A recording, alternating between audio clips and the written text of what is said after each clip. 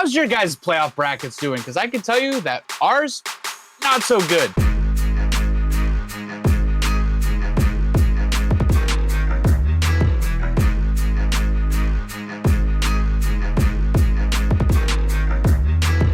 What's up, everyone? Welcome to this week's episode of Pucked Up. My name is Goss Mall, and I'm going to be your host this week. And my team recently just got eliminated from the playoffs. Fuck them. Now, let me introduce you to my wonderful co-host. We have the lovely Danger, whose team was also eliminated from the playoffs. We have the fabulous D, whose team was also eliminated from the playoffs.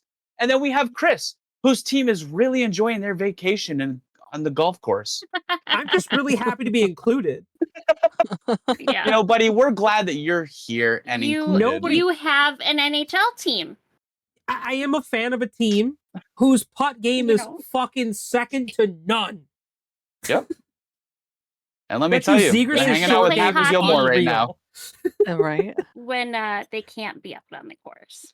Again, Due I'm to telling you, other Trevor concerns. Zegras' short game is probably unbelievable with the amount of practice he has every year. Wow. Anyway, as you guys can all tell, we are very excited that we either didn't make the playoffs or are all eliminated from the playoffs. What's the point of watching the rest of hockey? Stick around, because we're going to tell you why it's important to finish the season. I don't know, you gave up like Are we? yesterday. Was that a topic today? I did. It was so bad. You gave up I'm yesterday. done. So not watching fucking hockey anymore the rest of the year. That's fair.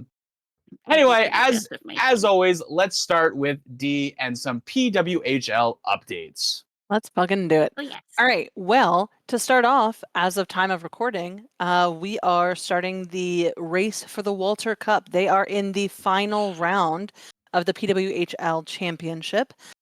It has been announced that it is the Ottawa Charge versus the defending Walter Cup champion, the Minnesota Frost, Woo, woo, woo. which is very exciting. They will have a best of 5 series, as is standard, to see who the winner will be, who the Walter Cup winner will be. Ottawa advanced with a 2-1 win over Montreal Victoire, and Minnesota eliminated the Toronto Scepters following a 4-3 overtime victory in their semifinal series. This is the second straight season that the PWHL finals will feature the league's 2 playoff underdogs, which is kind of interesting that both years they have been counted out, but they came back. They're not dead. They're not done. They finished, Ottawa and Minnesota finished 3rd and 4th respectively during the regular season with 44 points each. The Frost obviously winning last year's championship. So if you want to watch it, TSN and RDS are the exclusive home of the PWHL finals with live Canadian coverage of every game on TSN, tsn.ca and the TSN app, and French language coverage on RDS, rds.ca, and the RDS app. However, for those of you diehards, you should already know that you can watch it on fucking YouTube for free. Facts. There's also live coverage of the PWHL finals in the US through the league's local and regional broadcast partners, including FanDuel Sports Network North, Gray Media, Scripps Sports, Sinclair Broadcast Group, and then obviously on YouTube, unless you live in Canada. If you're one of our followers in Canada, Czechia, or Slovakia, sorry about it. You have to go find the TSN app. Which is fair. So, Look, I go over watched the Ottawa-Montreal series. I watched most of it. Mm-hmm. Ottawa's scary, bro.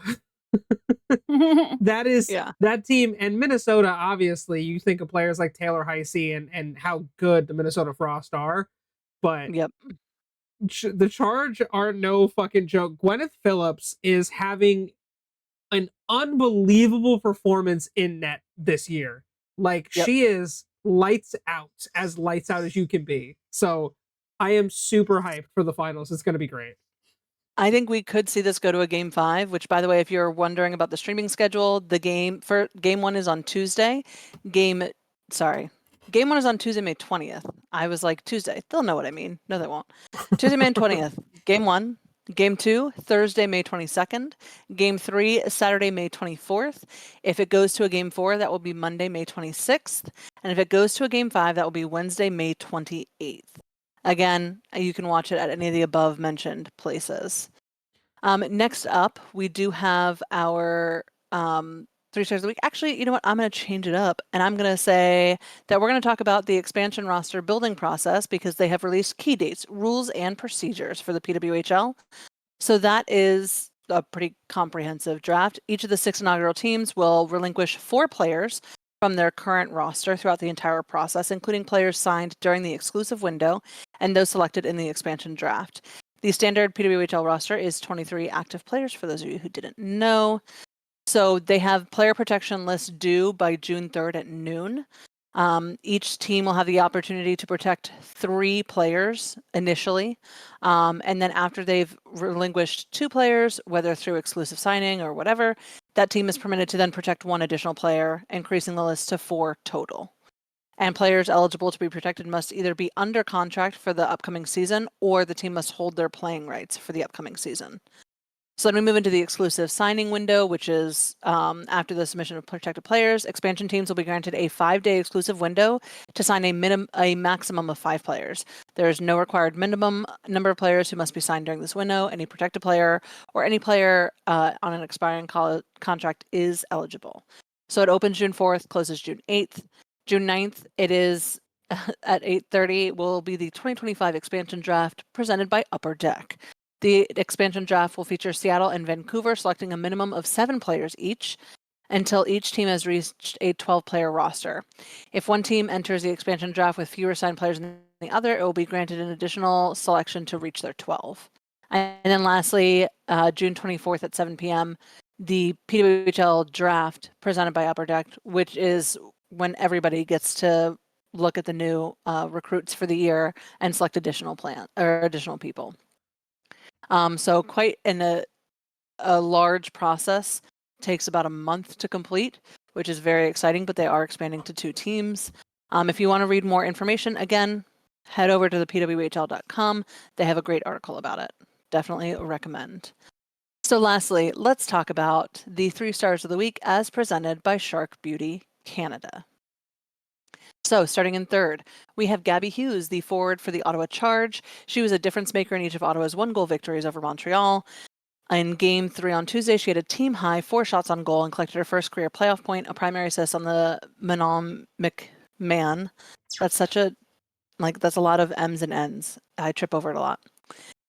In Game 4, she set up the series-winning goal tally by Emily Clark 31 seconds into the period to help the Charge onto the PWHL Finals. Hughes is the only player to record points in both Game 3 and Game 4 of the series, and also won 46 face-offs in the 4-game set and shares the team lead for face-off victories with Cheyenne Darkangelo. She enters the finals tied for the team lead in assists with 2 in her shots, 11 shots on goal, or 4th for the Charge. And she will represent a homecoming for the. She is from Lino Lakes. Lino, I always do that. I know. Lino is correct. Lino Lake. Oh, okay. Yeah. So this time I fucked You always up. say Lino. Yeah. Yeah, Lino Lakes, Minnesota. So that is less than 20 miles from Xcel Energy Center. So she will get to go home and play in front of a home crowd this week, which is very exciting. Second star is Taylor Heisey, forward for the Minnesota Frost. Again, Minnesota is just killing it on this list here today. She obviously scored the goal that sent the defending Walter Cup champions into the playoff finals for the 2nd consecutive year, because she did it last year. She moved to her right, cut across the high slot, and sent a seeing eye shot back against the grain to beat Toronto goalie Carly Jackson and give the Frost a 4-3 victory. She has produced a game-high 6 shots on goal. With her 1 goal, 1 assist performance in Game 4 represented her 3rd straight multi-point performance and raised her totals for the series 1 goal, 6 assists. The 7-point lead PWHL playoff scores, and she represents the best 3-game production in her career. She is from Lake City, Minnesota, and she is the reigning playoff MVP. And she also scored the winning goal against Toronto in Game 5 of last year's semifinal series. And lastly, our first star is Gwyneth Phillips, the goalie for the Ottawa Charge. Phillips has won a pair of 1-goal decisions over the Montreal Victoire to help the Charge in their first playoff appearance become the PWHL's first Canadian-based Walter Cup finalist. On Tuesday, she made 26 saves, and on Friday, she had 19 saves as well. 1 goal was the margin in each of Phillips' first round wins, and her only loss, which came at 15:33 of the fourth overtime in the longest game in PWHL history. She entered the finals and with leading all goaltenders in 3 victories, a 1.14 goals against average, and a .956 save percentage. Her highlight-filled week also include the announcement that Phillips has joined Anne-Renee Desbin and Aaron Frankel as finalists for the PWHL Goaltender of the Year award. The 24-year-old from Athens, Ohio, is the only one on this list not to be from Minnesota. Recorded 8 wins and 15 appearances, tied for second with 2 shutouts, posted a 2.11 goals against average, and was third best amongst starters, and had a .919 save percentage that tied for third. So that doesn't actually it does kind of affect our. Nope, doesn't affect our. No, it does affect our standings. Sorry, can't read.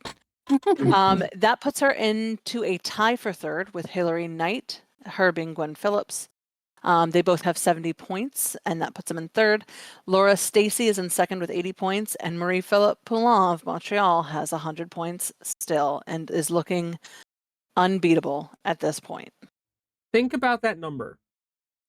0.956 in a week. Yeah. That is fucking unreal. Wild. And 0.919 is save percentage all year.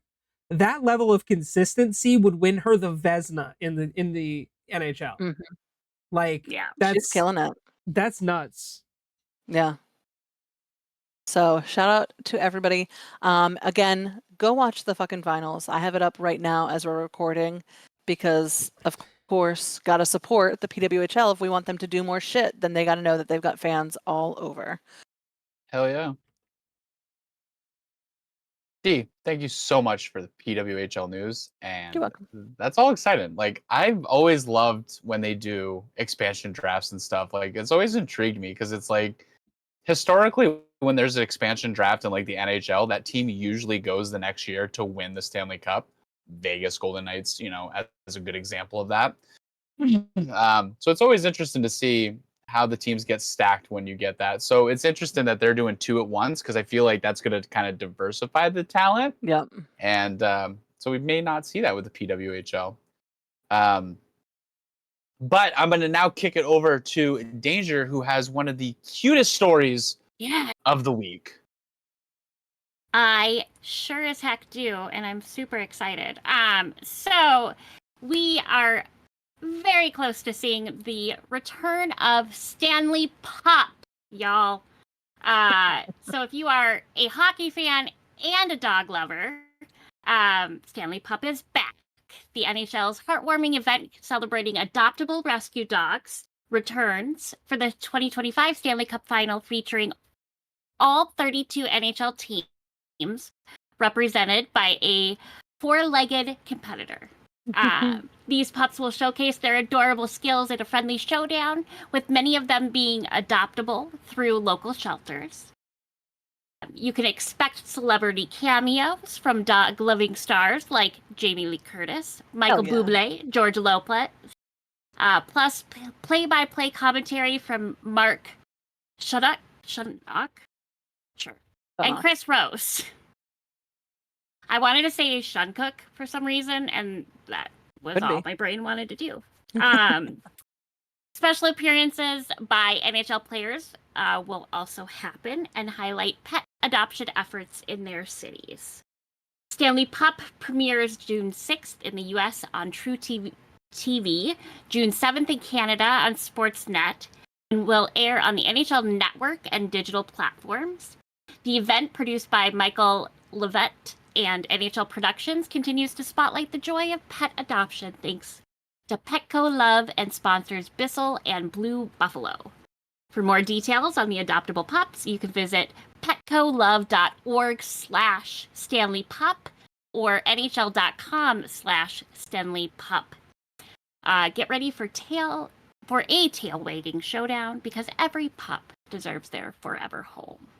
Oh, that is so cute. Apparently, Absolutely so last year was love the that. first year that they did it. And so one of the dogs' names was Alex Ovechkin, which is so That's fucking cute. perfect. Sergei Bobrovsky, Connor McDoodle. That's so cute. I just fucking love it. I can't wait to see all the names That's this year. when my grandma and I adopted our first cat, Clara, at the shelter, like the day before, there were 2 or 3 players from the wild out there, and they got to name a bunch of the kittens, and so like Dumba was one of them. I forget who else went, but there was another kitten named after the other player. And then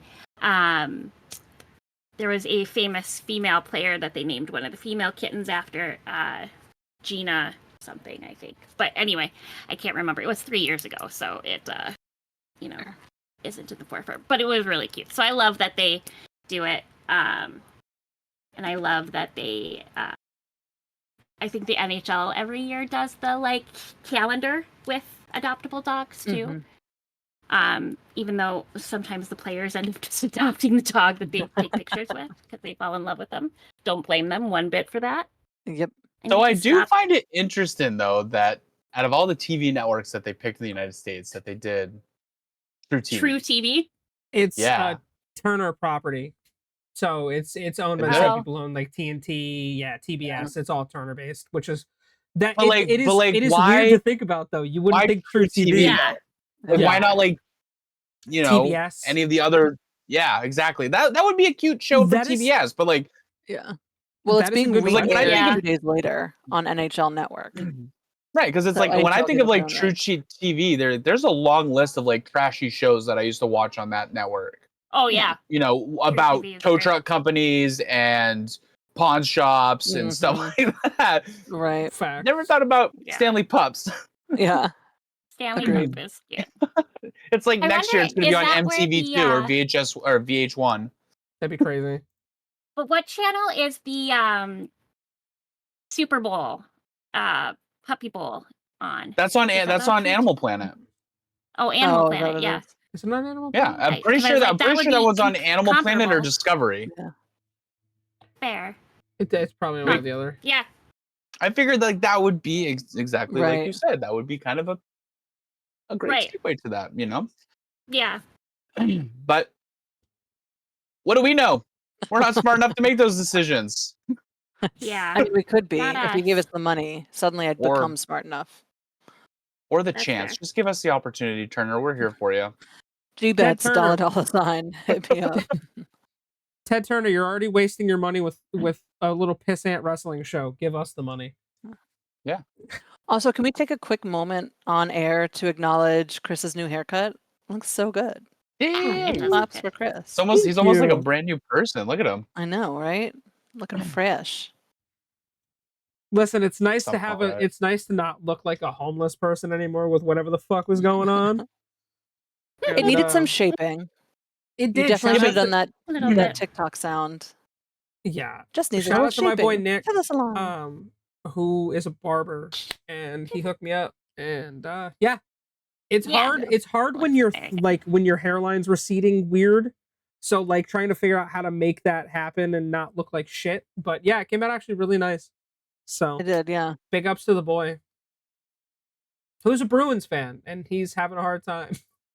Yikes. We'll get into that later because boy, that news today was friggin' great. Blew up my phone while I was in the middle of an all-day meeting. Thanks, Bruins. Anyway, thank you for that, Danger. Really appreciate it. Now I'm gonna send it over to Chris, who has, shocker, coaching updates. Who would have thought? But for real, it's almost like I've become the coach guy. But the Vancouver Canucks, as we discussed recently, were in process of making it happen, but they have officially parted ways with Rick Tocchet. And they have elevated assistant coach Adam Foote to the new head coaching role. Foote's only previous coaching job was with the WHL's Kelowna Rockets in 2019-2020, where he led that team to a 29-28-6 season. He is a former 2-time Stanley Cup champion as a player with the Colorado Avalanche. When asked about it, Canucks GM Patrick Alvin said his past experiences on the ice have translated nicely into a coaching style that fits our organization's goals and visions. He has worked extremely hard the past few years in gaining our players' respect and trust for his strong communications and honest, straightforward opinion. He knows this group better than anyone else we've interviewed and has inside knowledge and understanding of what it will take to get us back to where we want to be. I mean, listen, you can't be one of the top teams in the league and then not make the playoffs and expect you to have a job following that. That being said, it did not take long for Rick Tocchet to find a job because within an hour of that announcement, he was announced as the new head coach for the Philadelphia Flyers. As we know, the Flyers moved on from John Tortorella before the season wrapped up. Apparently, this deal makes him among the highest paid coaches in the NHL. When spoken to by the media, general manager of the Flyers, Danny Briere, said, "I am very happy to welcome Rick Tocchet as our head coach. During this process, it became clear that Rick was the absolute right coach to lead our team. He has enjoyed the highest level of success both as a player and a coach. Rick's ability to teach and understand his players, combined with his passion for winning, brings out the best in young players at a different stage of their development and has earned the respect and confidence of highly touted all-stars and veterans alike." I believe, if I remember correctly, Tocchet has had success with a Stanley Cup win as a member of the Pittsburgh Penguins in the 90s. Obviously, those teams were stacked, but I don't know. What do we feel? How do we feel? Do we think Tocchet's a better fit here in Philly? I mean, he was a Flyer for 11 years, so if anyone was. understands the Philly culture, it's someone who was able to survive there for 11 fucking years. And You know what I considering mean? As their a player. GM is also a former Flyer, so I can see that for sure. I see that vision for sure. I would like to be on a fly on the wall during that conversation because you said that it was like an hour after he was let go that he had this job. I think it might have even been less than an hour that they announced it. It was very similar with Mike Sullivan when he got released from the Penguins and then the Rangers picked him up. I don't think it was that long after. So it's like I could just imagine like they just tell him like, yeah, by the way, we're letting you go. And he's in his office packing his box being like, you know what? I'm taking you guys up on that offer. Call me right now. We're going to get this solved. And it's like, dude, you haven't even left the building yet. You already have a job. So here's the timeline. Because like the way we have a whole news chapter of like our Discord server that we post. I took a screenshot at 1:43 p.m. on the 14th that said Foot hired as Canucks coach replacing Rick Tocchet. And then at 4:13 that very same day, I sent a Snapchat that says Rick Tocchet hired as Flyers head coach. So it was like 2.5 hours. Yeah. Well, Tocchet had stepped down from Vancouver, so he wasn't fired. His contract just ran out, and he chose not to option it. That's fair. Not to extend it. And apparently, he did have conversations with both the Seattle Kraken and the Anaheim Ducks. Anaheim never had him come in for a formal interview, though, and just went with Quenneville. So we could have seen a world wherein Tocchet went to Anaheim. Would have been better. Yeah. In my opinion. Kind of think that would have been a good move for Anaheim. I would have picked the Bear. But, you know? But they're too busy playing golf right now. That back nine is the nasty nine. Yeah.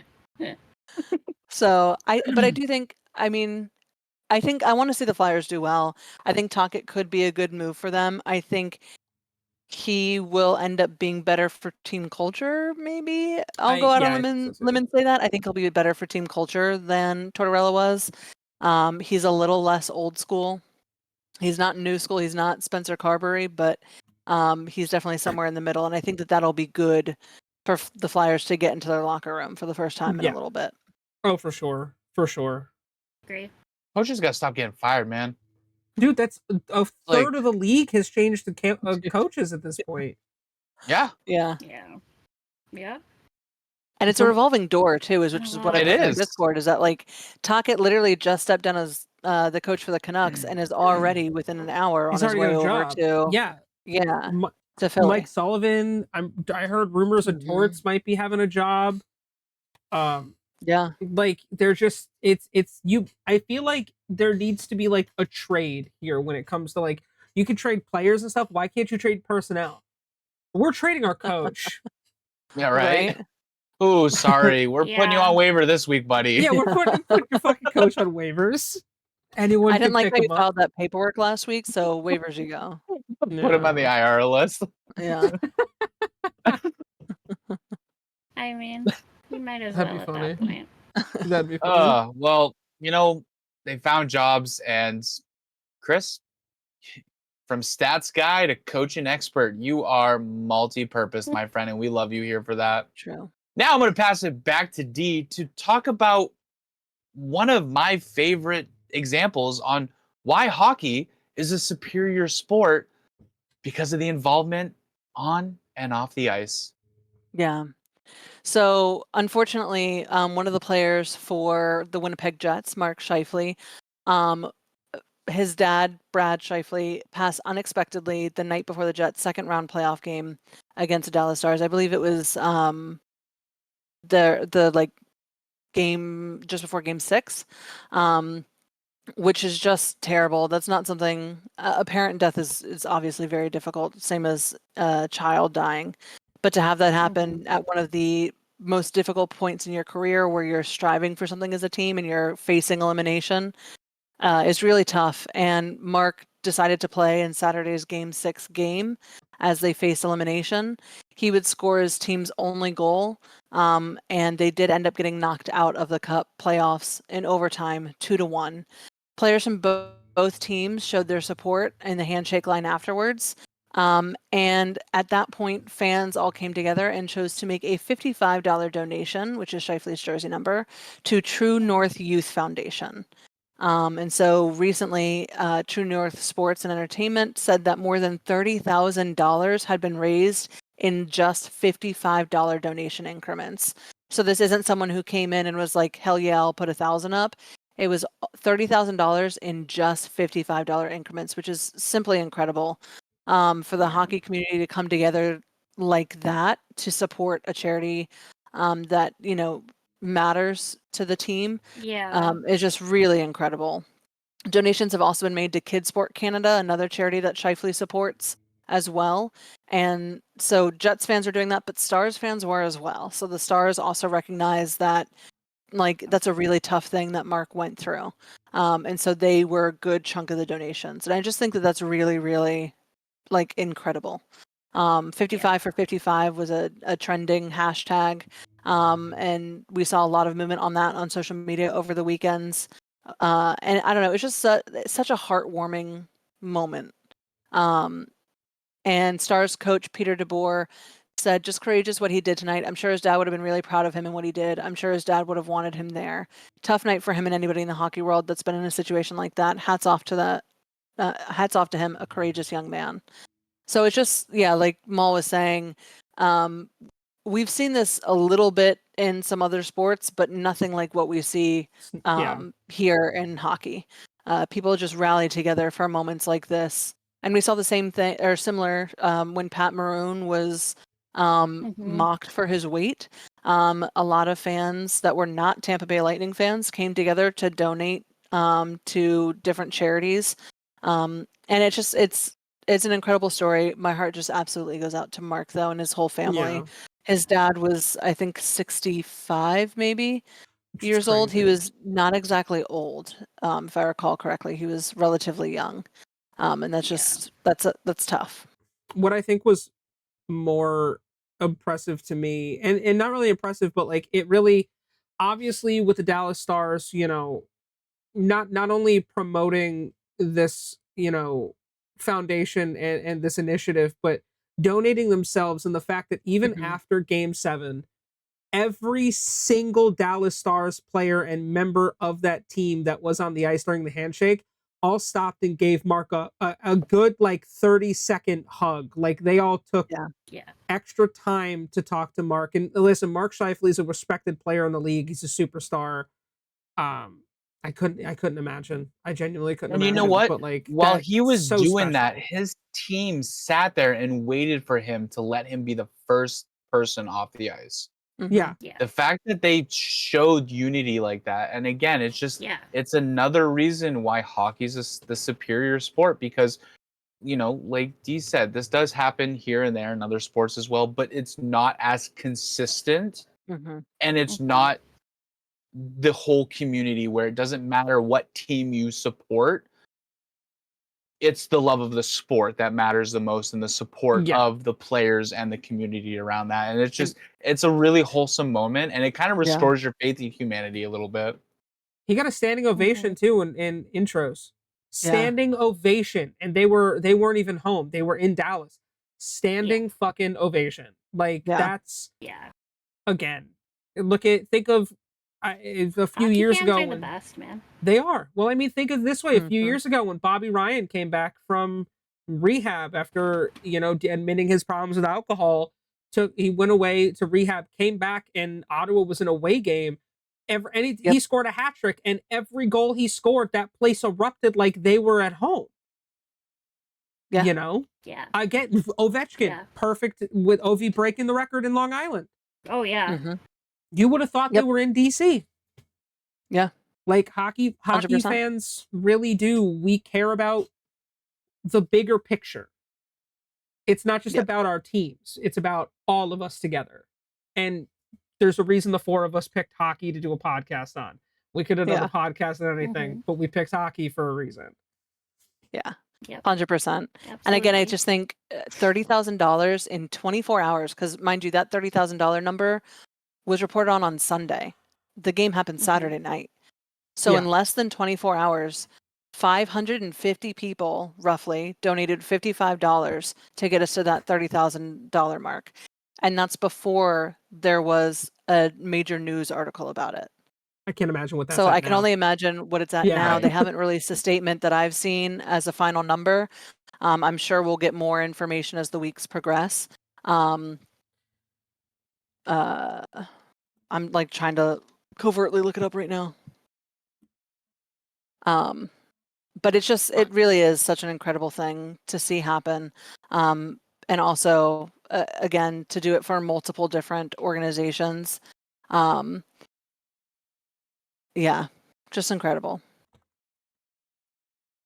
Let's see if I can Absolutely find love it. stories I'll like that. donate. They're just so wholesome, I'll say that until I'm blue in the face. It's nice to see, and just the respect, because like you go into this game facing elimination. Mhm. Dallas wants nothing more than to kill you Right. so they can win and move on. Their Yeah. team on their home ice wants you to secretly trip in the locker room getting suited up so you can't play.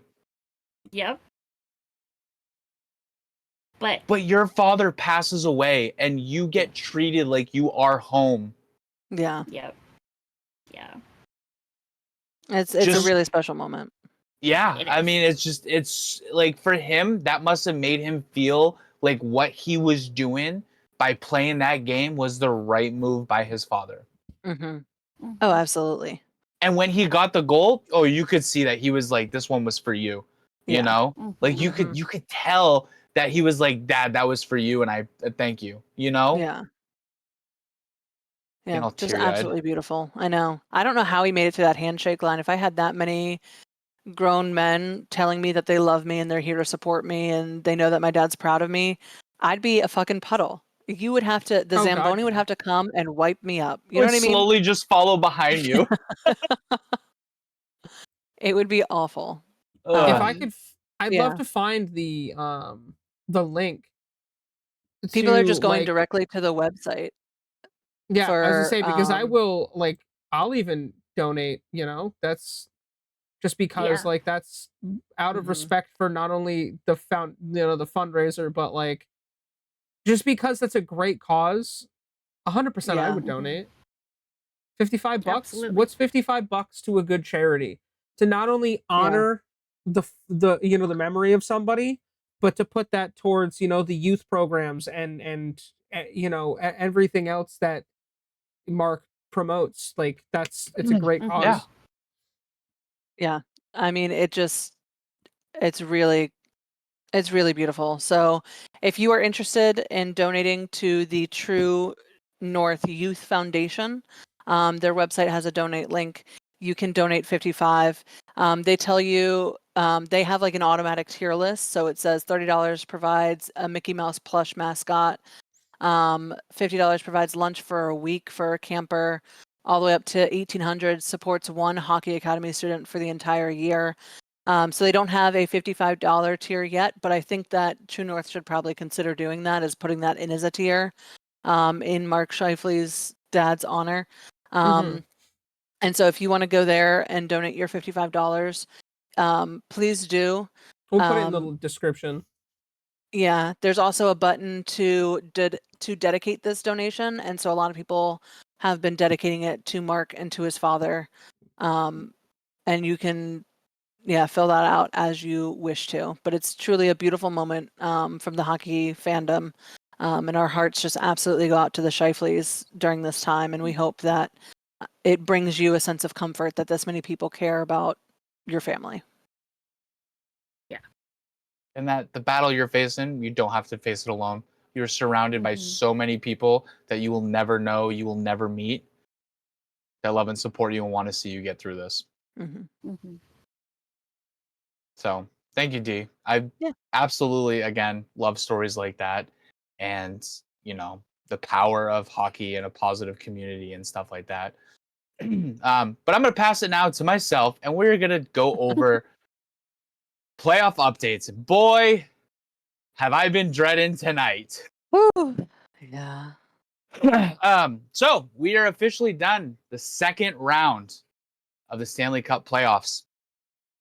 And boy, was it so Fucking fun bad. to watch. So fun to watch for some of us and hard for others. And so close. But you know what?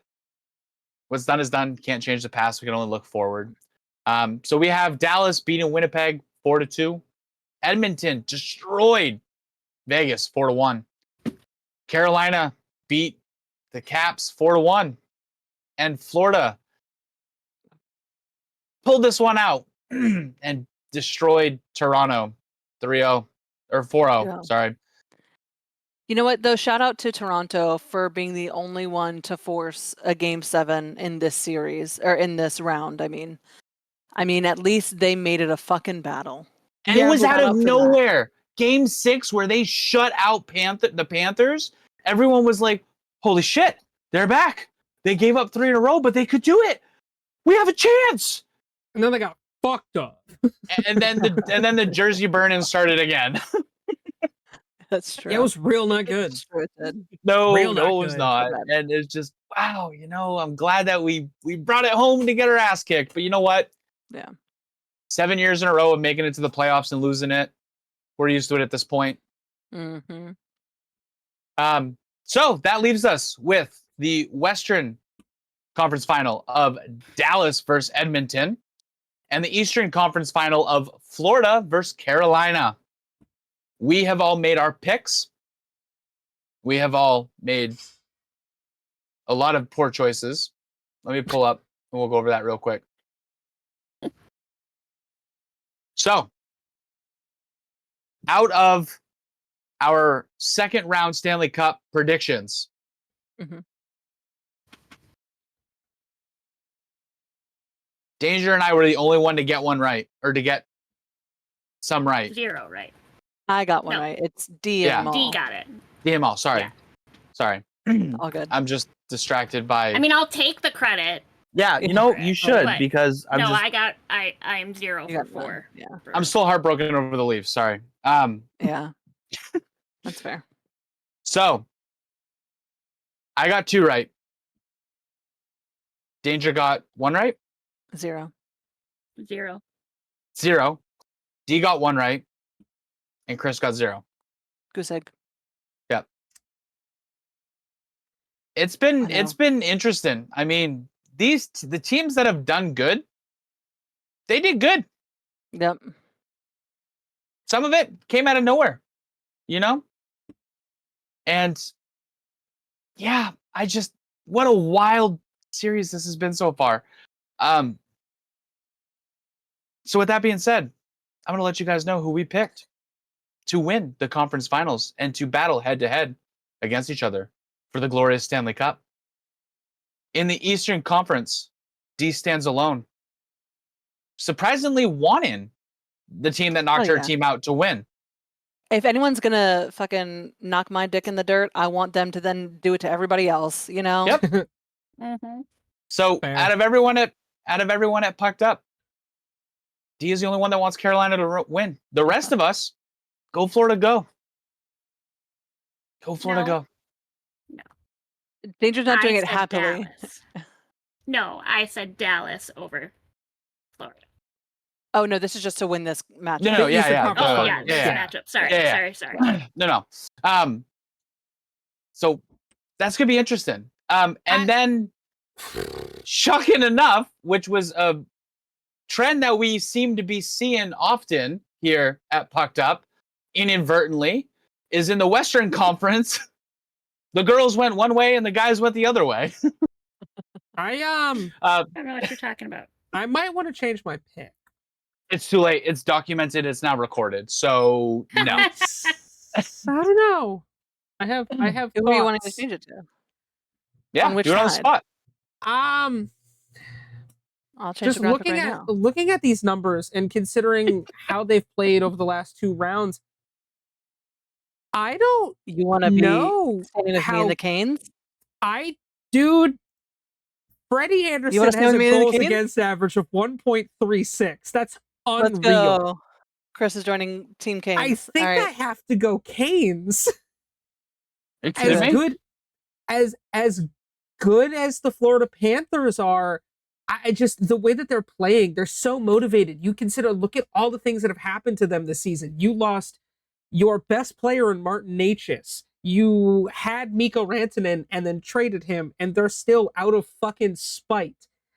Freddie's on fire. You've got like defensemen with Shane Gostisbehere is a defenseman. It has 7 points in the postseason. Like, I think I'm gonna have to make the leap over to D's side here with Carolina. All I right. think I gotta have make it updated happen. it. And they're the I don't front think you for do. Whalers. There you go.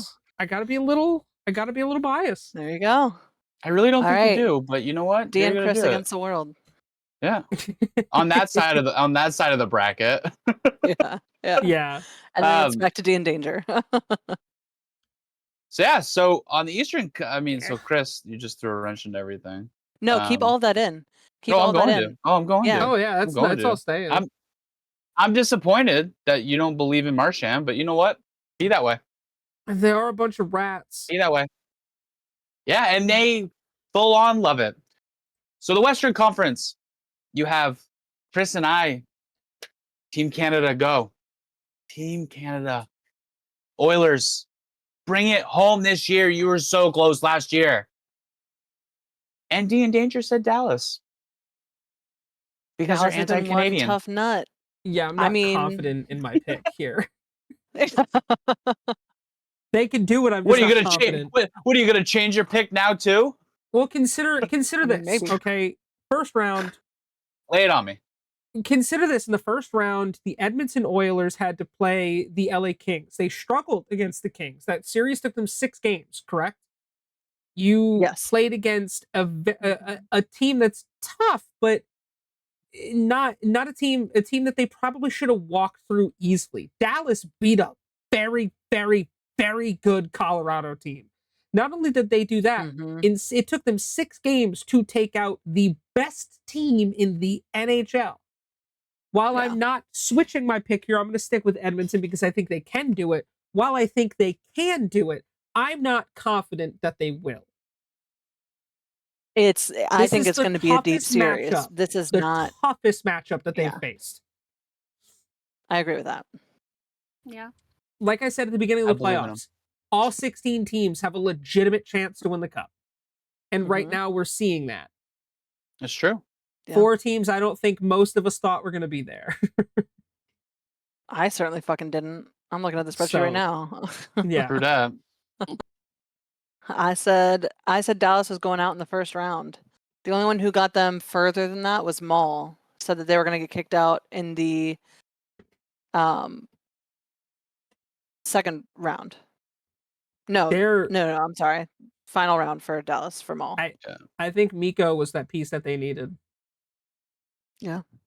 I It'll will be say interesting. Maul did predict this matchup of the Stars versus the Oilers.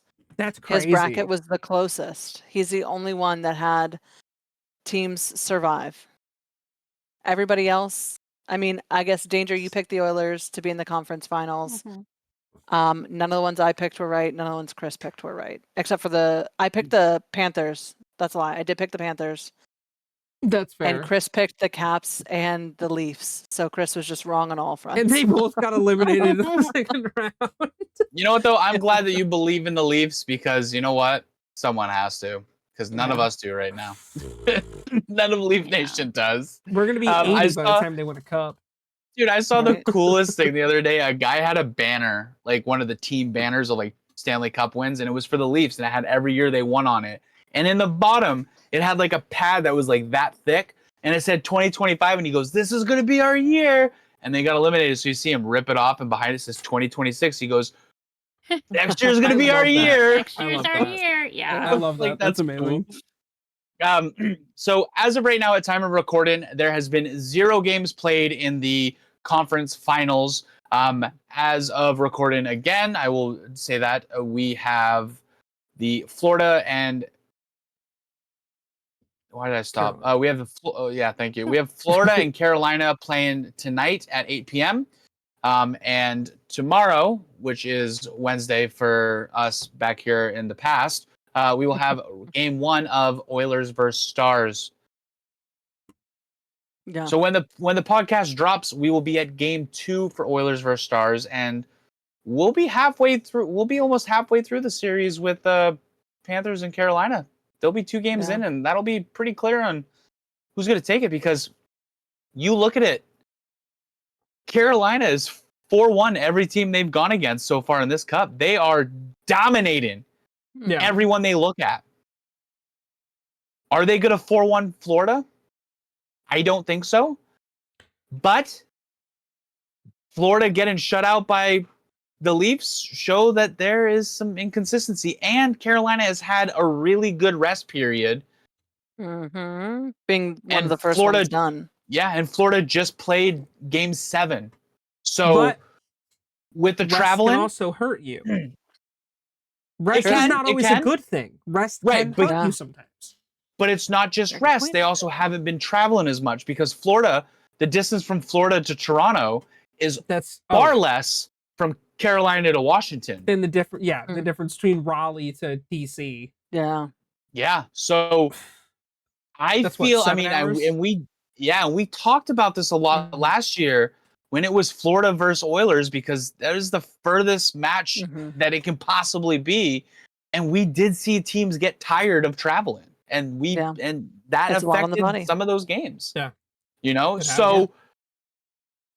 I think Carolina is going to come out and destroy them tonight, but then I feel like Florida will rally back.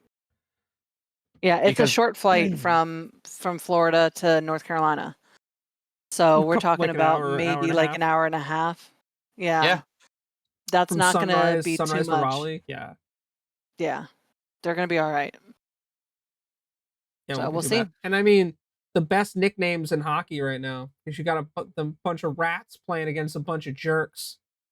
So Yeah. we there love you good go. team nicknames. And Love it. honestly, We're here I for love it. watching the Canes win at home because Storm Surge is always so much fun. It's very fun. It is genuinely so much fun. And it's always different. I have to say I appreciated the troll from the Carolina admin account where Tom Wilson was trying to like get the ref's attention or something and he like threw up his hands and was like, "What the fuck, man?" And they got a screen grab of that and they're like, "See, Tom knew. He just started the surge a little early."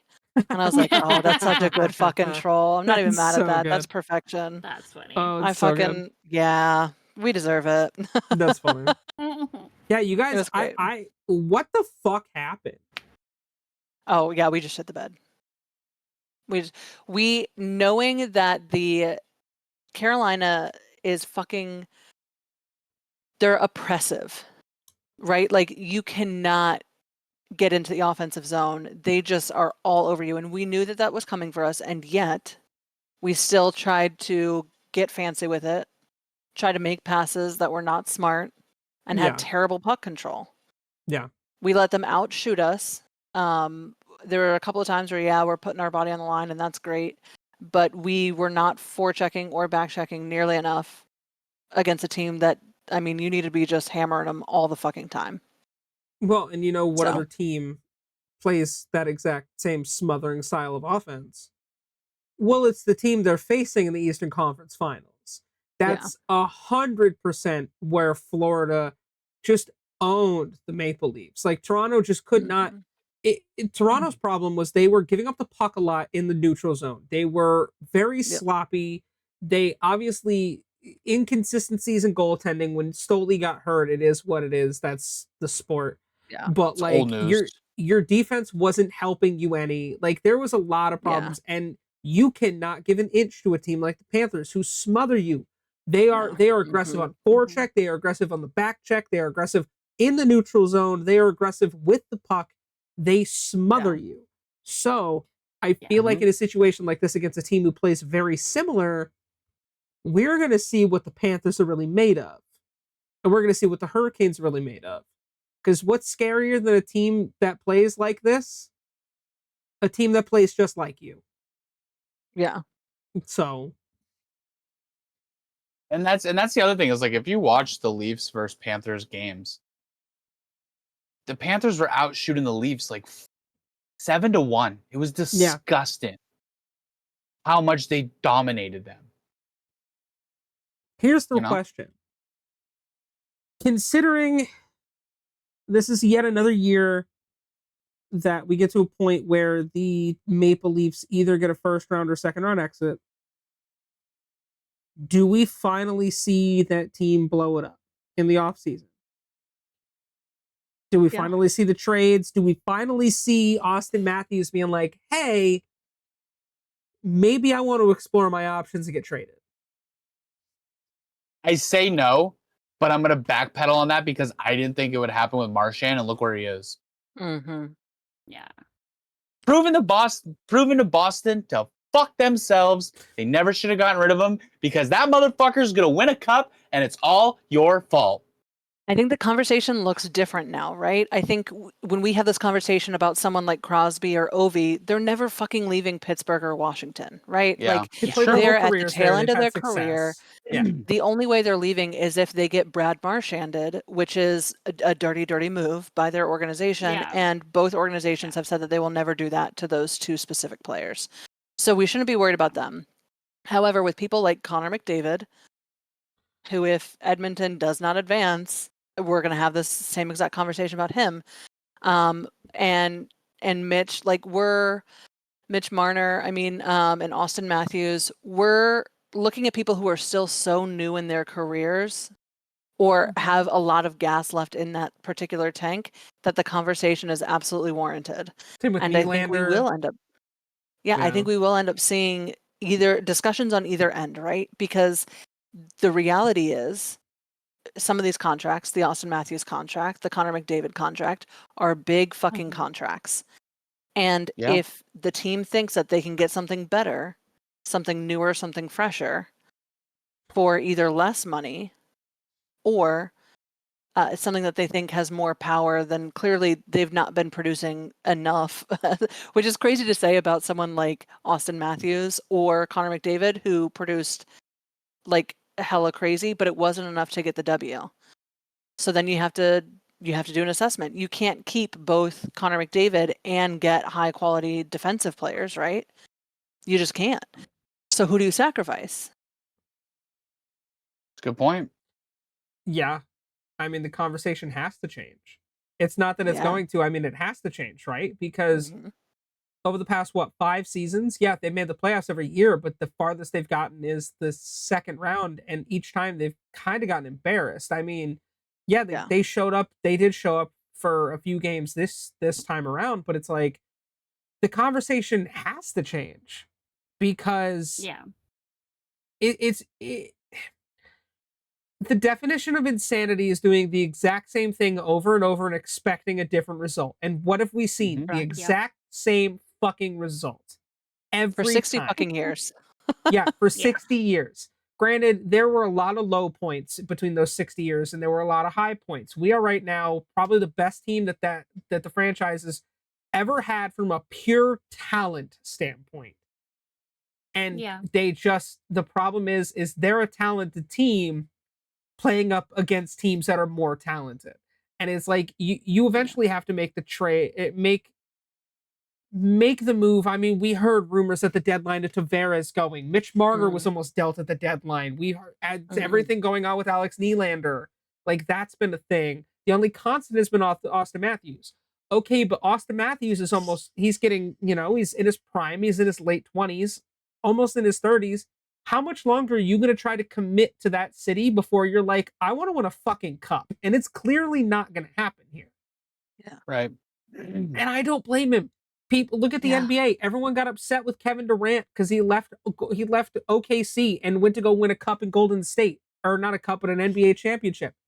I don't blame him because you know what you want to do. You want to fucking win. You want to win championships. That's important to most, if not all, players. Loyalty is amazing, sure, but you know who? You know the only people who actually give a shit about loyalty? The fans. Yep. This is a business. This is a sport. Yep. If you're not here to win, what the fuck are you doing? So Yeah.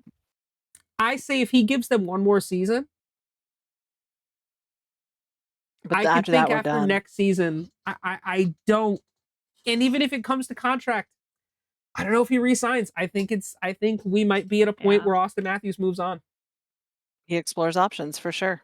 Especially with the number of players we'll have retiring in the next couple of years too. It means that there's more opportunities for him to take over that spot someplace else and be that missing component on a team that is basically already built. A Pittsburgh, Like, imagine a Austin Matthews Washington. coming to fucking Carolina. Yeah. Oh, Carolina would be nuts. Him next to Svechnikov? Are you kidding me? And Sebastian Aho? Like, bro, that fucking team is filthy. dirty. That Yeah. team is dirty. There are conversations in our future about like, oh my God, can you believe the fucking Matthews things that have trade? to happen. Yeah. Yeah. Yeah, and that's the thing is like after this year, you don't know because a lot of what we've predicted or thought was going to happen or wanted to happen didn't happen. It went the complete opposite. Yeah. Did you guys have Mikko So- Rantanen being traded twice in your fucking 2025 bingo No. card? That happened No. this season. No, I fucking did I didn't not. expect him to get traded once, let alone two different Yeah. times. No. So if I'm the GM, Yeah. and it's not even like we can look at, over the past few years, because that GM that assembled this team, well, he's now the GM over in Pittsburgh. So, like, you can't even just be like, oh, Kyle Dubas is making crazy moves because it's not him anymore. So it's like, Yeah. you are in a situation where it's like, y'all need to step the fuck up or step the fuck out. Like, nut up or shut up. Figure out if you want to win a cup or you just want to be on the sidelines, because what you're doing ain't working. So fix it. Yep. Find a way to fix it. Even if it's wrong, just do something. Do Fix something different. Agreed. Yeah. So it's going to be interesting to see how the rest of these playoffs turn out. And for all latest playoff news, watch us. If you're new to the channel, hit the subscribe button. Follow us. Ring the bell to know when we go live. Comment. We still don't know what Chris's favorite color is, damn it. I'm gonna edge the The shit whole out of y'all. season. Yeah, He's right. gonna Maple Leafs the shit out of us. Yeah. This Just not He's let you gonna come. do a Gary Bettman style fucking reveal like they do with the number one Do a draft dra- pick. do a draft lottery for my Do color. a draft favorite color. lottery. Yeah. Absolutely. oh, please don't do that. Please don't do that. So funny. Because then you'll only pick the good colors and you'll win the rainbow next year. Yeah, a different color will move up 9 spots this year. We don't want to see that. But That's so funny. seriously though, this is the end. We're nearing the end of the 3rd season of Pucked Up. Yeah. It's episode It's 91, wild and too, crazy. which is nuts. 91 episodes. How'd you make it this far and not follow us? Hit the damn bell. Yeah, tell your friends, tell your parents, tell your grandma, tell that Yeah. foxy ass grandma about us. I'm sorry, Danger, I know. But she knew about us, so it's all good. She You did tell know your about grandma. it. She was a part of the show. I did Yeah. in fact tell my grandma. I You tell your did. grandma. Tell my Yeah. grandma. See, Danger did. What the And her fuck's your grandma got on excuse, people? episodes. Bring your grandma. We'll put them on episodes too. Hey, yeah, we'll put your grandma on the show. We'll She put has your the same grandma on mother. the show. Hell yeah. Hell Yeah. yeah. The I cornhole love waiver. grandmas here. So, and for my favorite underhand pitch, I'm gonna send it back to myself for the question of the week. Because Sharon is Karen, and I went from my right hand to my left hand. Is that your special gal? Jesus fucking Christ. Oh my god, I hate it here. So You on the said topic, it. You get to be on the mad. topic of Stanley Cup playoffs and our predictions, with only one Canadian team left surviving, what does the Edmonton Oilers need to do to bring the cup back to Canada for the first time in almost 30 years? They need to continue Danger, to go. realize that they play professional hockey for a living. Good point. Say Good point. what? That's a valid point. Unlike Yeah. I mean, all, you know, The rest of our teams. 28 other teams in the Yeah. fucking Yeah. NHL. for real. Yeah, the bastards. No, I agree. I think that is a very valid thing that they need to focus on. Yeah. You made it all the way here. Why take your foot off the pedal? Yeah. You know? I would Yeah, say now is not time. Yeah, I would say Edmonton needs to focus. I mean, they have really good defense, but they need to keep that up. I think there is a reason why there's a saying that defense wins championships, and I think that that's been their success point so far. Is that their defense is just total shutdown defense, and it's gotten them really far. And if they keep doing that, they have a pretty good chance of lifting that cup. I think it'll be tough, though. I think that Dallas also is really good defensively. So I am expecting to see a lot of games that go 0-0 into the third, or at the very least 0-0 into the second. For sure. Yeah. I think fire hard, fire often as well. Just shots from anywhere. You might get lucky. Ottinger is a fucking wall, though. So got to be tricksy a little bit too. I expect to see a lot of screens developing. I think Edmonton could do it.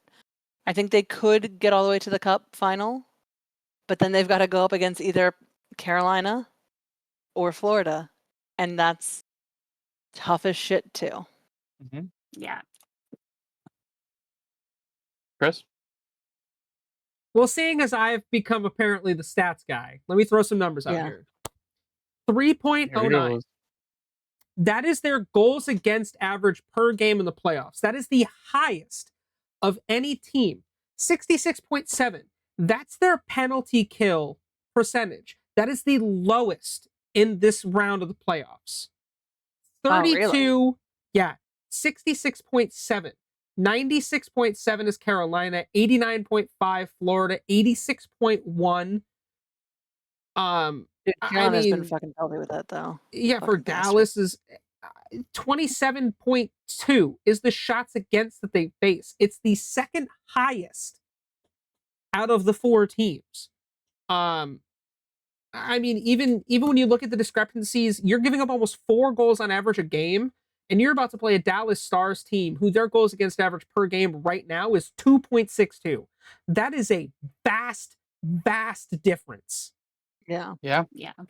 The biggest problem is not their ability to score. They have 43 goals that they have scored so far. The offense is not the problem, and it really hasn't been the problem all season. It is their inconsistent goaltending. Pickard and Skinner both share either over 3.0 in goals against or just under. And their defense clearly, their special teams clearly can't get it done when they're on a power play, or when they're on a power play. And even their power play numbers, they're 25%. That's the third highest out of the 4 teams. Like, the special teams needs to wake the fuck up. Their defense needs to wake up. You cannot. This is the biggest problem that they had last year. Oh, they gave up a bunch of goals. Yeah, but you know what doesn't help? When your defense isn't actually helping your goaltender. Because I don't know if you know this, but they can only stop so many pucks. So yeah, I think this is the biggest test that they're going to face. And if they can get past Dallas, I think that that's a real fighting chance. But the problem is you really have to work for this, because the Dallas Stars might be the hottest team in the like the league right now in terms of playoffs. It's either them or Carolina, and That's Carolina for me. Yeah, they're unbelievable right now. 8-5. Yeah, that is the record of the Dallas Stars right now. But that's not considering who they fucking played. Yeah. You know, like, it's just there are a lot of problems that I feel like are about to show their ugly faces when it comes to the Oilers. And remember a couple years ago, they got eliminated first round, and what happened? You had your top 4 guys were producing, but the rest of the team was not producing offensively. I mean, we're definitely seeing a different trend on that, because I mean, even going down, Corey Perry has 7 points. Connor Brown, Evander Kane, all with 7 points. Zach Hyman has 8 points. Victor Arvidsson has 4. Like, they're at least outputting well. But they're just, it's the same thing that continues to plague them every year, and it seems like it's an unfortunate situation that it's something that, yes, they have 2 good goalies, but the problem is they give up goals, and their defense doesn't help them. So I think it's entirely possible that they could get past Dallas, but I can't even look towards the cup right now for them, because they got to make it there first, and they're gonna have to earn it. They're really gonna have to earn it, and we'll see what this team is made of. Because if you are gonna barely get by Dallas, if you're gonna just squeak by Dallas, you are gonna get fucking ruined by whoever you have to face in the Eastern Conference. You know? And like I said, yes, I picked Edmonton for sure. I believe it can happen, but it's going to be a very interesting first 2 games. I think in the first 2 games, we will probably get a good look at what this series is going to be. The scoreboard might not reflect it, but if you really watch pure play, we're probably going to get a real good read within the first game or 2. Personally. I agree. I do. And I think that I'm going to follow along with you and say that, they need to just play the game. Don't give them any opportunity to beat you. You need to come out swinging. You need to just friggin' go, go, go. And, I said this, when we picked who we thought was going to win round 2. If anyone is going to do it, if anyone has a chance to be backed into a corner and push their way back, it's going to be the Oilers. We saw them almost do it last year when they came back and won 3 games in a row? Yeah. Against Florida to not protect themselves from being swept in the Stanley Cup Finals, which would have sucked. They got embarrassed the first 3 games. Embarrassed. And then came back 3 games in a row to push a Game 7. Like, holy shit, you just almost 4-0'd the friggin' Panthers. Here's the question I want to ask the Edmonton Oilers. How did that feel last year? Did that hurt? Yeah. Did it hurt to lose that painfully? Yeah. Let that fuel you. Do you want to feel that again, or do you want to feel the elation that you saw them feel? Listen, some of them may be masochists, Chris. Have you ever thought of that? Hey, listen, some of us like a little pain now and then. Yeah. But no, for real, like, did that hurt? Because let that motivate you. How bad do you want it? Do you want to be known as the team that can't win a cup since you got rid of Gretzky? Do you want to have that over your Curse head is that real. just can't do it? Because Connor McDavid was very upset last year. Oh yeah, So rightfully so. that's all I'm saying is how bad do you want it? That is really the question here. And I feel like they can do it this year. I feel like they learned from their mistakes last year. I feel like they can do it. They've been playing good so far. You know, they would be tied with Carolina had they not lost one more game Mm. to the Knights. You know, Yeah. and I'll be honest, I saw one of the coolest memes about Edmonton the other day, and I should have shared with you guys, but I didn't because I'm an asshole. And it Yes. said, "We beat the Kings, we've slayed the Knights, we'll kill the Stars." And I was like, all right, that's kind of Oh, cool that's because pretty it cool. showed like a king and then a knight Yeah. and just like the trail of it. I was like, okay, that's kind of cool that you went after the Kings and then the Knights. And, I was like, I kind of think that that's Yeah. funny. Well, Yeah, I then you get gotta that. then you gotta face either a fucking animal that is an apex predator or a category 5 hurricane. Yeah. Which I has one just of the coolest alternate black jerseys in hockey. so Other than badass. the Dallas Stars. Dallas Stars and Carolina, if they play I- each other in the Stanley Cup Finals, I want them to both wear their all black jerseys because I they're fuck with those sick. I fuck with those blackout jerseys from Dallas. Those Yeah. are badass. Yeah, Dallas and Carolina have, in my opinion, the two coolest blackout jerseys. But that's Oh yeah. Well, buddy, Anyway. we as hyped as you are to see a Canadian team, we're all gonna find out together how this is Yeah. gonna go. Yeah, and I do want to point out the President's Trophy.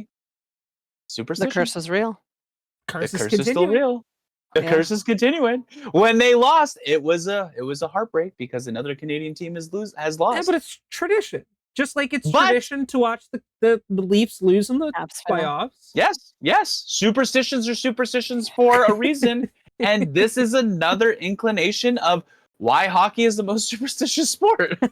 For really, I don't know. Baseball's pretty crazy. Yeah. Baseball's pretty intense. Those guys are nuts. Yeah. Yeah. Do they fight other players to be the last one off the ice because it's part of their superstition? Because hockey Bro, players They don't have do. ice. There's a couple players that from like the 90s and stuff that have talked about like they didn't wash their jock straps for like months when they were on a streak. Like when they were on a good hitting streak, I was like, baseball players are fucking wild. It's true. That's disgusting. Yeah, no, it's pretty nasty. Pretty nasty. Ew. What's it in Bull Durham when the guy wears lingerie and he thinks it makes him pitch better? Yeah. I've seen that. That movie's Oh, so God. fucking good. That movie's so funny. Jesus. Anyways, that was the question of the week. Now we're gonna pass it back to Danger to talk about Yes. our hurt boys and naughty boys. Yes. So we just have one naughty boy. I don't think the name will shock anybody. It's Jamie Benn from the Dallas Stars, who got fined $5,000 for roughing, of all people, Mark Sheffley, whatever his last name is. Shifley. Shifley, thank you. I never There you go, say you it got it. right. You got Yeah, there you eventually. got though. But leave the man alone, would ya? Right? Stop being a like, bully, Jamie. Yeah, you already have a lot of people that dislike you strongly. Fucking with Mark right now will not make you any friends. So don't. Thanks so much for coming to my TED Talk. I'd say go bully your brother, but Vancouver didn't make the playoffs, so never mind. Sorry, Jordy. Fair. And then for our Hurdy boys, For Carolina, we have Mark Jankowski, undisclosed, expected to be out until May 22nd. And Jalen Chatfield, undisclosed, listed as day-to-day. For Dallas, we don't have anybody new. For Edmonton, we have Matthias Ekholm, undisclosed, expected to be out until at least May 25th. And Calvin Pickard, undisclosed, expected to be out until at least May 29th. And nobody currently is on the list for Florida. So that's all I have. I love Yeah. this time of year. Shorter where and it's like shorter. 3 seconds, yeah. Yeah. But yeah, don't fuck with other players, especially ones that are beloved.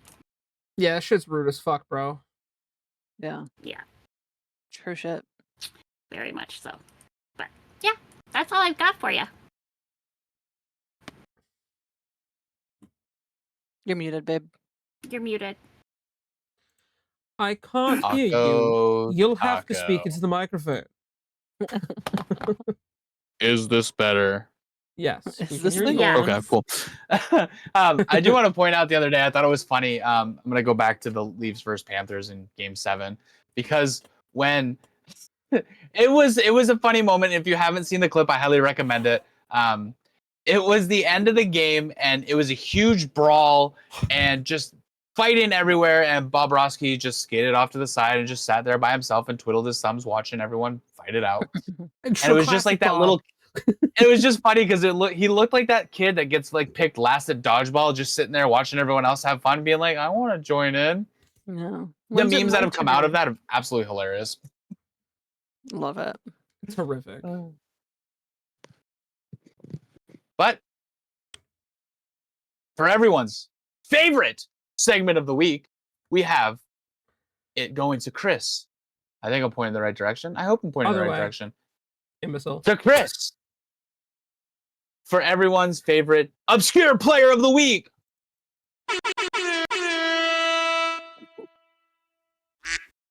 Thanks. Thank you. I So, was like, shit, I can't get to it fast enough. quack.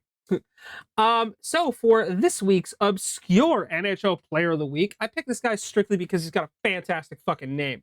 Norm Milley, who was born, obviously, Norman, born in Toronto, Ontario, Canada. This right-handed right winger was drafted 47th overall in 1998 by the Buffalo Sabres, to which he spent 29 games of his entire NHL. I'm sorry, he spent all but 14 of the 29 games he played in the NHL, with the other 14 were spent with the Tampa Bay Lightning.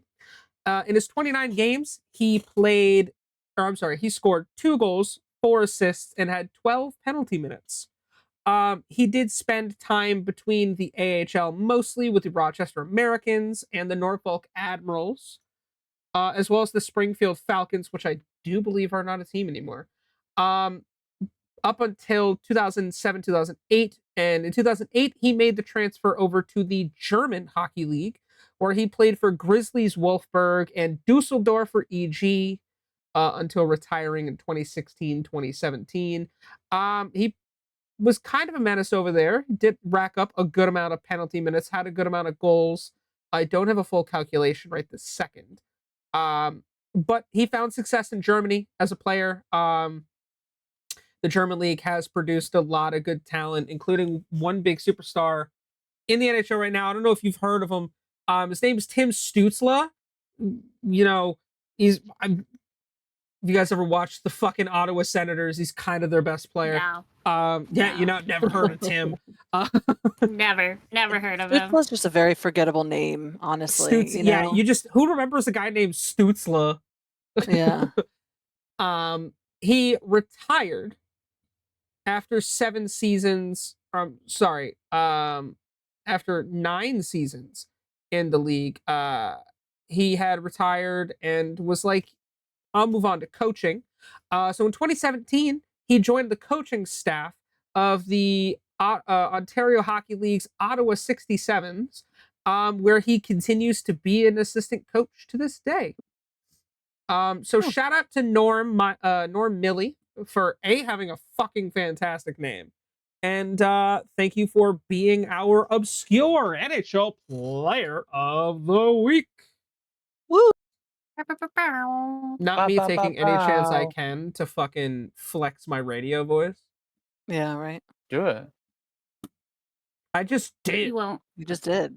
Done. Just did. Where Do the it fuck again. were you? Well, hello Right here. there, everybody. How are you doing today? You gotta get one of those old timey mics. Oh, let's get ready to.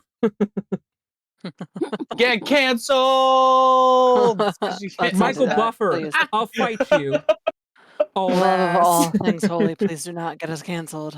All right, before Chris gets into any more fights, it's been a wonderful 91st episode here at Pucked Up, and we thank every single one of you for joining us week after week, month after month, and year after year, hanging out with us, giving us your feedback, and supporting us so we can continue to do what we love as a bunch of strangers on the internet come together to talk about their favorite sport.